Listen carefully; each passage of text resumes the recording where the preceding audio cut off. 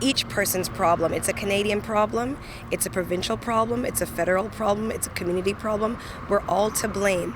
They were given a promise of security, of work permits, of a better life. And that's what was one of the heartbreaking things, that they were saying, where is the Canada that we were promised? Yeah, Why are you worried way too many about questions. having the conversation? I'm asking you now. This is going to be one in front of everybody to leave the property. This is Revival Time Tabernacle's property. Leave the property. That's one. I'm waiting for somebody. You're not waiting for anybody. Wait for them on the street. Can you tell us what that was all about? No comment. Oh, is that right? Yes. David Menzies for Rebel News here in North Toronto. And folks, there's been a development in the migrant claimant situation. As we reported recently, dozens of migrants, mostly from African nations, were camped out at the intersection of Peter and Richmond Streets in downtown Toronto, literally sleeping on sidewalks. But yesterday, dozens and dozens of those migrants were bused to this church here, the Revival Time Tabernacle Downsview Church, and I am with the pastor, Judith James, who has graciously made some time to speak with us. And Pastor James, can you tell us how your church got involved in this situation in the first place? Yes, thank you. So Monday morning, we woke up and we realized we cannot have this go on any longer. These people have been out on the streets for 2 months.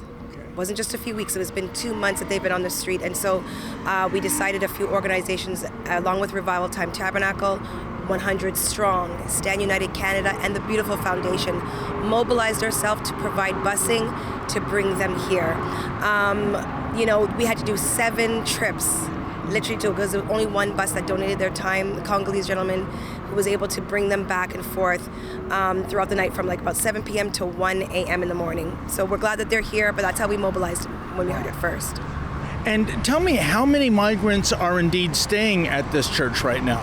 We have 230 of our brothers and sisters seeking asylum. And how are things going? I imagine the fact that they have a roof over their head, that's an immediate upgrade, as they say in the hotel business.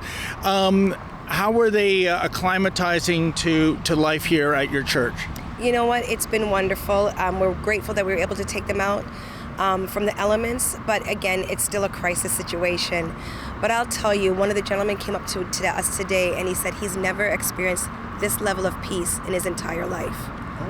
Yet he's sleeping on a mat on the floor. And so we're extremely grateful that even in the midst of so much chaos, they're finding this peace. It just speaks to the environment that they're in. Well, again, a mat on a floor, that's a big upgrade from a concrete sidewalk, isn't it? But tell me, Pastor James, when it comes to pinpointing who's to blame for this crisis, I mean, we went down there on Monday, we spoke to the MP for Spadina Fort York, the now independent MP, Kevin Vuong. And really, does the blame fall on the Liberal government? Certainly immigration, that's a federal file. We've turned a blind eye to border security for years. Justin Trudeau issued that infamous hashtag Welcome to Canada. So all these people come over here and then suddenly there's no infrastructure, there's no money to put them up. How do you see things? I see it's each person's problem. It's a Canadian problem, it's a provincial problem, it's a federal problem, it's a community problem. We're all to blame. They were given a promise of security, of work permits, of a better life. And that's what was one of the heartbreaking things, that they were saying, where is the Canada that we were promised? And so as a Canadian, I want my pride restored in this place, because it's extremely disappointing what they've been going through.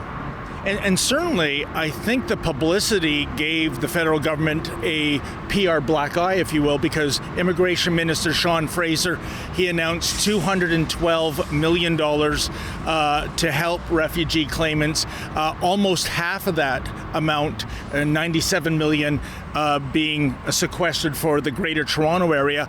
So I guess that's a step in the right direction. Speaking to the migrants, Do you get a sense that they'll be able to acclimatize to Canada in the long run? Do they bring skill sets where they can, contribute to society? Yeah, they absolutely do have skill sets. These are very educated people. People who are actually not living poorly back home. They were actually doing well. And then to come here for whether it be a better education, whether it is to just have your family growing up in a different country, they were faced with worse circumstances than they were back at home. And so again, we just have to do our part to be diligent on our committed to our promises that we make. And unfortunately, we're not here. And Pastor James, is there a prevalent reason why so many of them have fled their African nations? I mean, is there any kind of persecution they're facing, or what have you heard by speaking with them? It's all of it. It's persecution. It can be at times they're fleeing from domestic violence. At times it's that they are seeking refugee because of their sexual orientation. There are different reasons. The stories vary, right? But again, I always have to bring the responsibility back here. For whatever the reason, we welcomed them. And because we welcomed them, we have to do better in ensuring that they feel welcomed. And tell me, I mentioned the announcement by the government of $97 million going to the Greater Toronto Area. I'm curious, when they divvy up that money, does some of that money go to your church to help you, maintain the costs that you're incurring in housing these refugees? We've received no promises based on that. Okay. We would hope so, because we moved and we acted. But I have had no conversations. What I would like is for them to start having conversations with us about us. Okay. And Pastor James, is there any hope for, corporate donations as well? I know Paramount Fine Foods, the CEO there, I think kicked $20,000 into this initiative. I don't know if that's going to your church or if it's being spread around, but are there other corporate donors out there that can help you bear the cost? We're welcoming it. It would go to the beautifulfoundation.ca. We're the ones spearheading it, as well as giving at revivaltimetabernacle.org. We've had promises of people giving donations. We've received nothing yet. Okay. And tell me, we saw something on social media. It was an individual by the name of Salim Sagar. He was appointed, as the spokesman for the refugees. We interviewed him extensively on Monday. And I wasn't sure what I was looking at. It was kind of like walking into a movie at the halfway point. You don't know who the good and the bad guys are. But it's him being dealt with, very in a very hostile manner, let's say, with somebody that may or may not be connected with your church. I believe it took place on the church property. The people that you had inside here using your name, go find them and go home. So you're not security, but you're not letting me in. Listen to me. You're asking me too many questions, huh? Yeah, we've Why are you worried? Way too many I'm questions. just having a conversation. I'm asking you now. This is going to be one in front of everybody to leave the property. This is Revival Time Tabernacle's property. Leave the property. That's one. I'm waiting for somebody. You're not waiting for anybody. Wait for them on the street. Number two. What authority do you leave the property. Because okay, 3 times is all I have to ask you. 3 times. All right, I'm going to ask you one last time. Please leave What's gonna happen the property. Can you tell us what that was all about? No comment. Oh, is that right?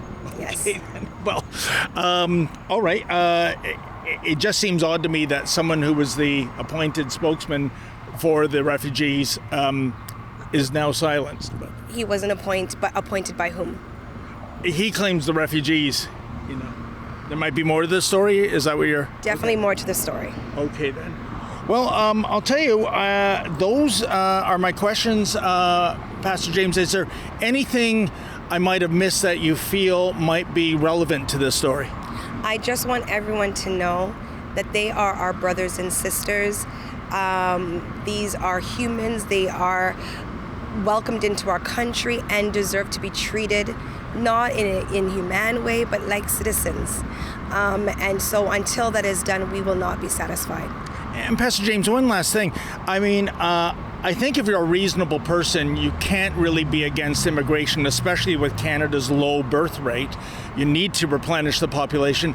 But there are those critics that say, how do we know that some of these people, at least, they're not gaming the system. In other words, they're not getting in line and immigrating through proper channels. They're kind of jumping the queue, if you will. Do you get that sense, or is this a matter of the people here that you've spoken to? They are legitimate refugee claimants. Yes, these are honest people that were welcomed in this country and should be treated properly and with great respect. Well, Pastor James, thank you so much for your time. I greatly appreciate it. And as a side note, I've noticed some cars coming with like food donations. Has that been a common occurrence throughout the day? Yes, people have been wonderful, Black-led organizations, people just in the community, just really wanting to be a part. We had wonderful donations from Global Medic today, John Vince Foods, and different organizations that have come along. Thank you so much for your time, ma'am. Thank you. Well, folks, I know you love it when Rebel News tells you the other side of the story, but we do need your help. We are following the migrant crisis situation, and if you go to migrantreports.com, you can see all our journalism on this file, such as the great work my colleague Alexa Lavoie did on the irregular border crossing at Roxham Road. And if you can also make a donation to fund our journalism. We depend on you via crowdfunding, not the federal government. My thanks in advance.